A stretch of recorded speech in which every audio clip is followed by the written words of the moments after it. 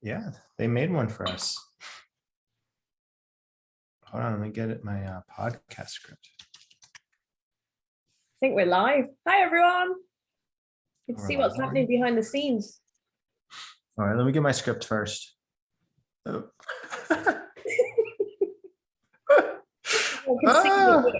I thought I had it. Oh, just kidding. All right, we're just gonna do our. Oh wait, there it is. I have it. The script is here. Hold on. All right, it's intense. Hi everyone. I'm John. And hi, everyone. I'm Raj. And we are here to answer questions around all things coaching. We're meeting once a week for members of our community, and the goal is to help you develop your coaching journey. And bless you, John. I had to sneeze, so I muted. So hopefully that didn't come through. But I'm feeling good, and I'm really happy to be here this week. There are a couple questions that we're going to look at, three specifically. Raj, what are the three questions?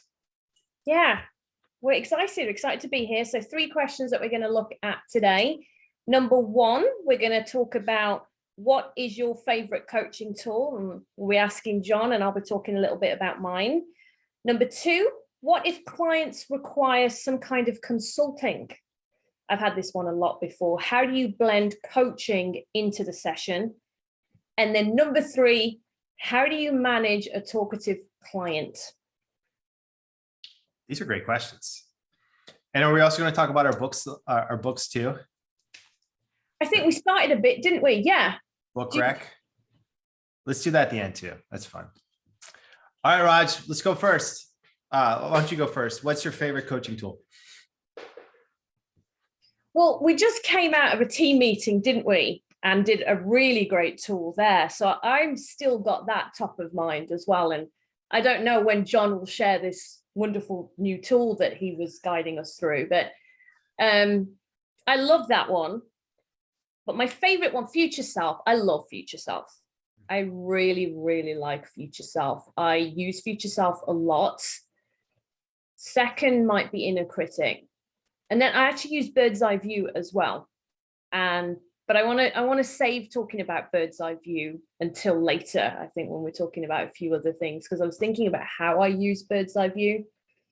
But Future Self for me, I think, because I'm somebody who always likes to, like, this is a time of year, I think I was sharing last week or the week before, this is a time of year when I start to think about vision planning and goal planning. And I just like the future. So I'll use a lot of vision boards, but I love the future self visualization. Whenever I do that with clients, it just always goes beautifully. Yeah, future self is one of my favorites too. And for those who are listening or watching, not familiar with coaching, the future self is an exercise where you bring to mind a version of yourself some distance in the future. It can be anywhere from 1 year to 9 years to 20 years, but some distant self. And then you ask yourself, what would my distant future self, what kind of decisions would they make? And how would they see the situation? And it is one of my favorites as well.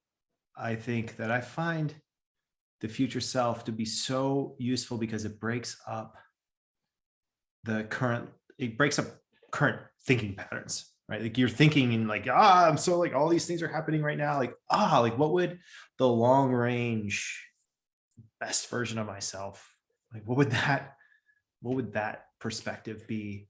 The research around future self is robust. I mean, anytime anyone thinks about themselves in the future and believes that there is a connection to our present day actions to the results of the future, it will change people's decisions in the present moment for the better. And yeah, the future self is lots of robust research around it. A tool I've been playing with a lot recently is simply this idea of perspective shifts, thinking a lot around, it seems so simple, but it's really just been this question of what is it I really want? This question first hit me when I was in my coach training. I took a leadership program with Laura Whitworth. She was one of the founders of CTI. She also was, in a lot of ways, worked to create the ICF. Laura, and I went through this training program with her. She was fierce. She was amazing. And one of her questions she would ask is, what is it you really, not what you think you should want, but what is it you really, really want? And that question to me, it's like the quintessential life coaching question. It seems so simple, but yet it's so profound when you give yourself the time and space to answer it, sitting across from someone who's really, truly listening. And when you get beyond all of the things that you feel like you should want or feel like are habitual wants and get intentional around it, it's a profound experience. And that is really what I've been sitting with the last couple of weeks, is this idea. And I thought the listener should know, I've had some health things come up, and I'm going to be gone for the next 2 weeks. I'll be fine. I'll be okay. But some things I have to manage. And it's amazing when a challenge comes up that is unexpected, how it offers an opportunity to shake up current thinking and shake up current ideas. And for me, the thing is really been asking myself, what is it I really want to focus on? And the answer again and again comes back to this: doing these podcasts, learning what's out there on the cutting edge of coaching, of positive psychology, of connecting with the Coach Training EDU community, and leaning more into this. And it's so lovely to have the answer to that question to be more of what you're doing. And there's clarity there. And I feel like that's the quintessential life coaching journey. It's getting clear on what it is you really want, not what you think you should want, not what you think others want from you, but what you truly want, and then designing your life to achieve it. It can be that simple. So, John, I know as coaches, most of us do that soul searching, or we're quite good at the self-awareness piece, or we're working on ourselves. What if you have somebody who's not been asked that question before? They don't really know what they want. I was wondering how Future Self could help with that as well. Right. I'm kind of curious, Raj, how long did it take you to get over the idea that in every coaching session you had to have some major insight or fix the problem or prove the worth of coaching? That's probably still a gremlin I have to bat away, if I'm honest with you. Not every single time I go into a coaching session, but that's just about being transparent and vulnerable in terms of my own personality type and, the achievements that I like to accomplish. I think I might have said this before. I remember in the 2.0 program, and I will never forget that moment. You were training us, and I think Hayden had come in, and it was all around looking at not being attached to the outcome. And it sounds so obvious, yet it was just a light bulb. I literally felt like a weight had been lifted off my shoulders. I was like, yes, I don't need to be attached to the outcome. If I just show up and be in that space and trust, just be curious, I don't need to carry the weight or the burden of whatever I think, because that's my lens and my perspective of the world, whatever I think this session should look like. I'm feeling it again right now, thinking about that. Mm-hmm. Mm-hmm.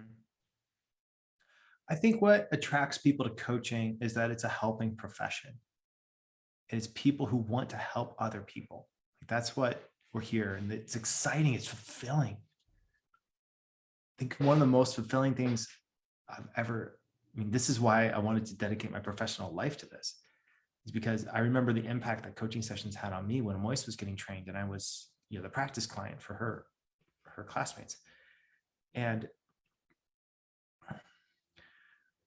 I've been coached a lot too in the last 15 so years of this coaching thing.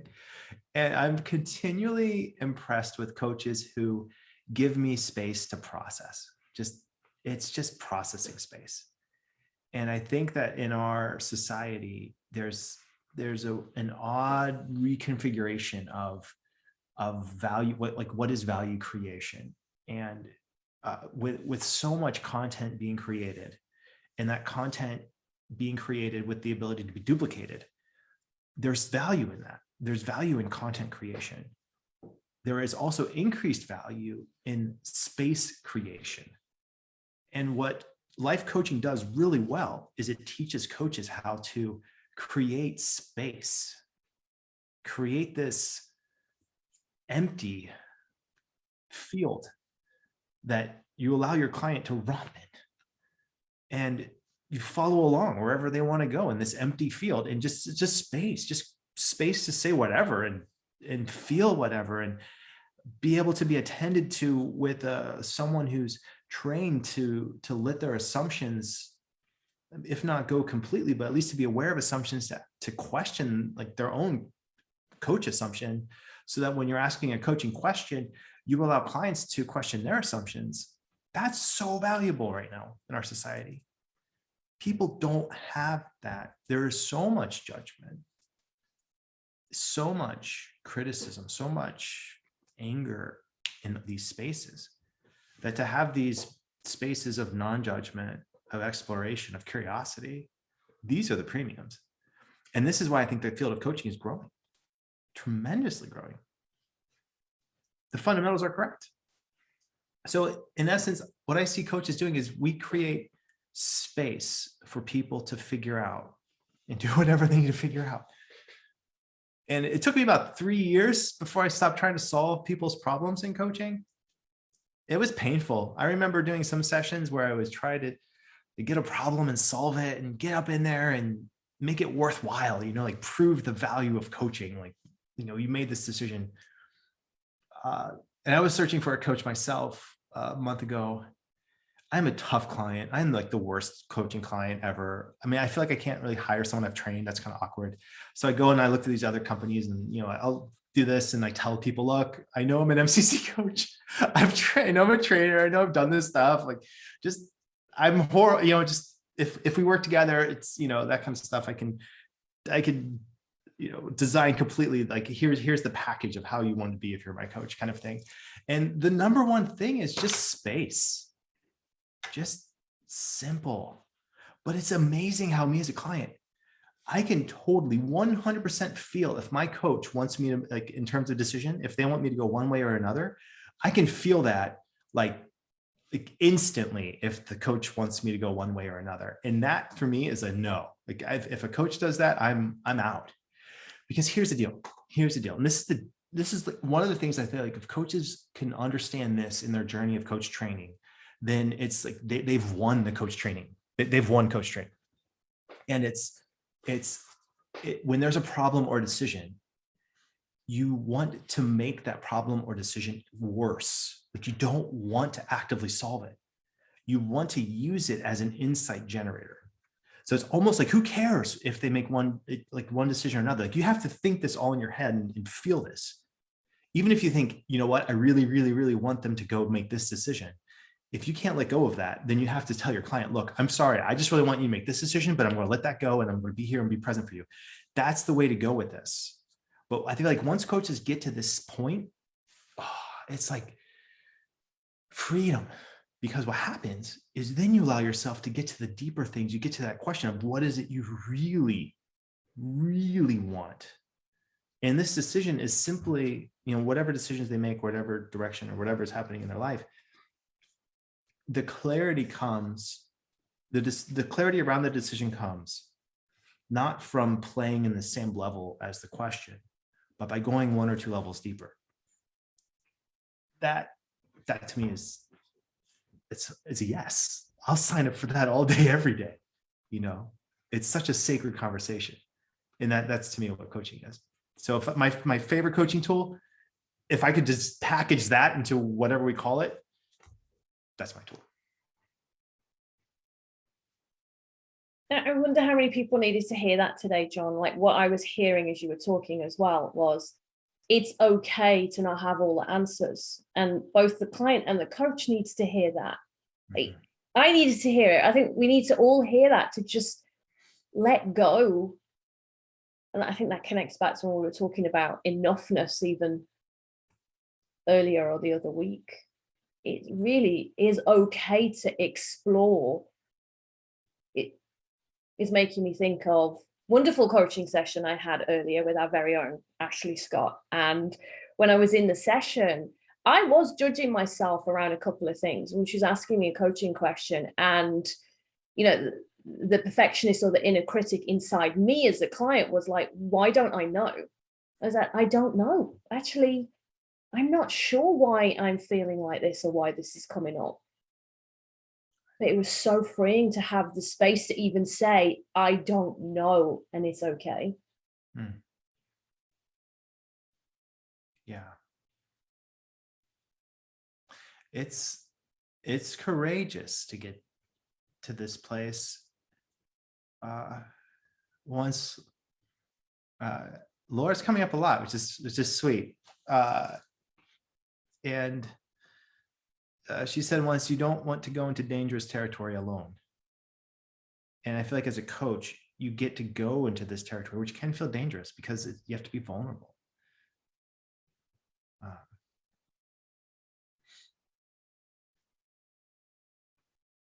You know, with and vulnerable is hard. It's not. I know it can feel like, yeah, let's be vulnerable. And I know Brene Brown's work is so courageous and generous. There's a certain celebration around vulnerability, which I think is really valuable, but that doesn't mean it's easy. And getting to what you really want sometimes isn't easy, because it means that you have to then, you know, it once the clarity of that then starts to shift. It's like it's a foundation that once set, it starts to make everything else above it shift around a little bit. That's kind of, but that's also what we're looking for too. So there's that. Let's get to the next question. What's the next one? Yeah, and I think this leads perfectly, because the next question is, what if a client requires some kind of consulting? How do you blend coaching into the session? So now we are like kind of shifting around and having a look at, we've got the coach who's all in space. We've got a consultant who may be feeling that pressure to be an expert or add value. What does this look like? I think it's hard to do. Honestly, I think it's hard. I think that in my work, and most of the work that I did was with students, but I also did some work in the executive coaching world. And my best practice on this is I always was a coach first and, you know, consultant second type of thing. If there's something that I thought someone should do, or this is best practice, I would share, this is best practice. And I would say what it was, and then I'd ask them, what do you want to do with that knowledge? Or what do you want to do with that? I think this comes up in a lot of other places too, where, I mean, as a coach, you need to have that as a coach. Like, you need to give yourself permission to be able to do that, especially if clients they don't see a blind spot they have, or they're just unaware. They just don't know. It's really helpful to be able to tell people that. Consulting, when I've seen people do it really well, blended with coaching, they have really strict boundaries around what, this is a consulting session, this is a coaching session, this is consulting time, this is coaching time. I think it's too hard to try to mix or try to go with either at the same time, because it doesn't create, it's like this. It's like they're two different songs. They're two different genres of music. And you can mix the two together and this close together, but why? You don't want to do that. It's better just to stick with one, and then end it and then next, and clarity and transparency, all of those things I feel like are more useful. I very rarely heard somebody in a session mix consulting with coaching well in the same session.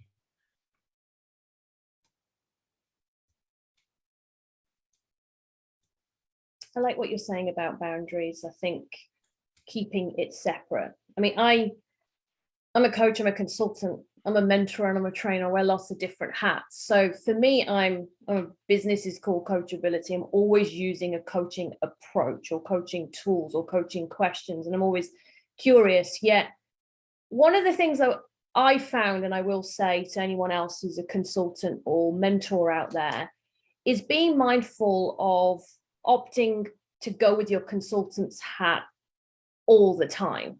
Because for some people, it's very comfortable to want to be in that place as an expert. And sometimes even when I'm meeting with clients and like we're designing an alliance, we're designing a program, and they've said to me, I would want some mentoring or consulting sessions. I ask coaches to kind of discern and go with their gut, to kind of not go to consultant mode too soon, because you get into bad habits. So practice being a coach first and really strengthen that, because that's where the beauty of the change and impact is. And it makes me think of a client that I was working with who, we did a lot of coaching sessions, and she'd said she wants some mentoring and consulting as well. That we get to the beginning of the session and, what would you like to focus on today? And she said, I just want you to tell me what to do today. Okay. I just need some guidance and, I need some advice and strategy. Yet my gut told me that there was something else. It would have been so easy to just go into consultant mode. But I remember saying to her, what's different about today? And that was the best question I could have asked her, because she just let out a sigh. She said, I'm exhausted. I'm tired. I'm tired of being the one to tell everyone else and be the expert. And actually, that led us into a coaching session, and she didn't need a consultant at all. Right. I think both modes are useful. The most effective I've seen them work together is when I know I can be 100% in coach mode, and they're working with another professional who's a consultant. So they just know this is the consulting time, this is their coaching time. That's what I feel like is best practice, but I am a coach trainer, so I feel like it's different. It's different from therapy. It's different from consulting, counseling, all of it. Like, they're all useful. I feel like that they are very different in the base fundamental assumptions that are made from the practitioner standpoint. And it's too challenging, I think, for the client to have those base fundamental assumptions from the practitioner standpoint switch during like mid-session. It's just really hard. So I don't really recommend it. I think if you are in coaching mode, stay in coaching mode with, the direct communication, different periods. If you're consulting, stay in consulting mode with coaching question follow-ups. That's what I feel like is the best. Yeah. But I'm sure others might feel otherwise. So I'm open to learning too. Yeah. I agree with you. As I say, I have clients who we have specific coaching sessions, or we have specific mentoring or consulting sessions. If somebody wants it in a session, we'll design a mini alliance right at the beginning. And I'll say, okay, first 30 minutes, I'm going to be in coach mode, and we will do that. And then I have to literally imagine myself switching gear and switching hat. Next 30 minutes, I'm going to be in that consultant or mentor mode. I don't do it all the time. And as I say, you've got to really hold yourself accountable. I love being a coach. I love being a coach. So one of the things I know I have to be mindful of is not getting into bad habits in terms of what I call bad habits. They might not be somebody else's, where I'm kind of mixing and matching. And for me, I'm taking the essence away of what pure coaching is, because pure coaching is really beautiful. That's fun. It's fun. What's question 3? What's question 3? Okay, question 3. How do you manage a talkative client? I love talkative clients. I am a talkative client. You hug them, you love them, you energetically celebrate talkative clients, there's something awesome about someone who's just going to go. And so I think the first step is really loving them. I think so many coaches feel like, oh no, I don't get to have I have to manage this and get in there right away. Yes, you do. Yes, that's true. But I think there's a fundamental you need to have a party first, heart and mind party, and then you can jump in. I find it immediately useful to jump in and interrupt from the very beginning of these sessions with them, because in the first 10 minutes, we train people how to interact with us. This comes from Linda Gill Campbell. I took an NLP course from her, and she again and again stressed, we train each other how to interact with us from the very beginning. And I've heard beginning coaching sessions where a beginning coach is working with a talkative client and they're thinking, yeah, I'm gonna give them wide field of space, right? Like we just talked about, just an open, empty space to process, make it happen. There is a difference between a client who's telling a story to waste time because they're nervous or they don't want to get to the real tough things, or whatever the reason they have, or they want to be seen a certain way. To me, as someone listening, and when I'm really listening, there feels like a wobble or incongruence in that kind of story. It feels like, well, it feels boring. It's like this is boring. When that happens to me, where I feel that wobble, like this feels incongruent, then it becomes kind of interesting in the sense of, it's not what they're saying is interesting, it's the wobble is interesting. And then you can ask questions, well, why is it here? What's this wobble there? And then that brings the coaching question. So if you interrupt with a question and it's a coaching question and it makes them stop mid wobble or mid story or mid time filling, and they go, oh, okay, wow. All right, let me look at that. I don't like relying on a designed alliance or saying, hey, you talk too much, stop talking so much, I want to ask questions. I don't like relying on that as much as I'm going to truly ask them a question that's so inviting that it makes them pause and stop and think and go in the coaching realm. And if they do start going back to a story, then I will ask a question. Why do you keep going back to story? What's here? And as a coach, this is the other part of it too, is I just went through this process where I tried to find a coach. So I went through, and some of the coaches will say things like, well, just tell me everything, that they want me to fill them, the coach, in on information that I know. Like, tell me what a typical day is like for you, or tell me this thing, like how many of this, I already know that information. If you as a coach are asking your client information that they already know, and they're already a talkative client, you are sunk. You're done. You're done. Like, the client will then feel permission to say whatever they want to say, and you've lost that coaching power. You've lost the power of let me ask a question that they haven't yet considered to get them into the different spot. So it's almost like you have to have the question poetry, stop the prose with the poetic break and then get them into that space. That's how you train. That's how that to me is best practice with talkative clients. Yeah. I love what you said earlier, John. I guess the thing for me as well is, we're here to observe as well. I observe people all the time. And what I'm curious about is what is going on here with this person, as you said, that they're talking a lot. What is it? Is it avoidance? Or, I have clients that I've worked with that talked a lot, and it's because they don't have anyone else hearing them in their life. So what's happening here? This person's got a lot to say. Where else might they not be able to share their voice, or they're not being heard, or they even have an outlet for expressing themselves or sharing their ideas? And more often than not, there's themes coming up when you observe that person or you go with your gut. It's not always that this person is just talking too much. There's something else going on there in that.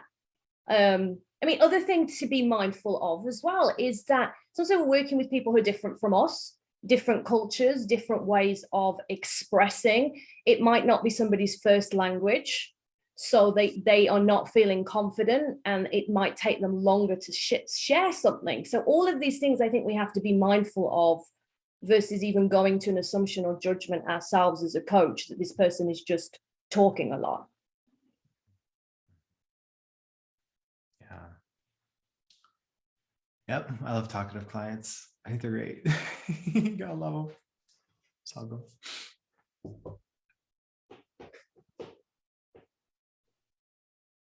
All right, book recs, and then we gotta finish this up. Raj, favorite book? I'm so curious. What book has had the biggest impact on you? Let's go with that question. I've got so many, but I don't know. Can I just talk about what I'm reading at the moment? I'm reading Please, yeah. Psychology of Wonder Woman. And that's, of course I am. And that's having a real big impact on me. I mean, first thing I wanted to say, I'm Sikh.